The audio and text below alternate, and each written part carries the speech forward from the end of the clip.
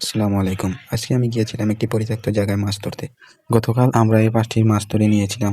কিন্তু আবারও চলে আসলাম এই সাইডের মাছগুলো ধরার জন্য। এদিকে আসছিলাম ঘুরতে। তো দেখতে পেলাম এখানে অনেক মাছ ছিল। তাই মাছগুলো ধরতে শুরু করলাম। এখান থেকে আমি আগেও অনেক মাছ পেয়েছিলাম। সব ভিডিও করা হয়নি তাই আপলোড করতে পারিনি। আজও আমি এখান থেকে মাছ ধরতে শুরু করলাম। প্রথমে অনেকগুলো মাছ পেয়ে গেলাম। বিশেষ করে কই মাছ ছিল এখানে বেশি। এরপরে আমি হাত দিয়ে মাছগুলো ধরতে শুরু করলাম। কারণ এত পানি হিঁচা সম্ভব না। আর সময়ও হাতে কম ছিল। তাই আমি হাত দিয়ে মাছগুলো ধরতে শুরু করলাম।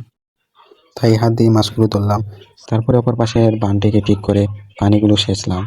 সেচতে অনেক কষ্ট হচ্ছিল। তারপরেও সেচতে হলো। আর এখানে যে বানটি ছিল সেটা আলু দিয়েছিল। তাই বানটি কিছুক্ষণ পর পর টুটে আসে। বানটা ঠিক করতে করতে আমার অনেক সময় গিয়েছিল। তাই পুরোপুরো পানি নাই সেচে সেচে মাছগুলো ধরতে শুরু করে দিলাম হাত দিয়ে।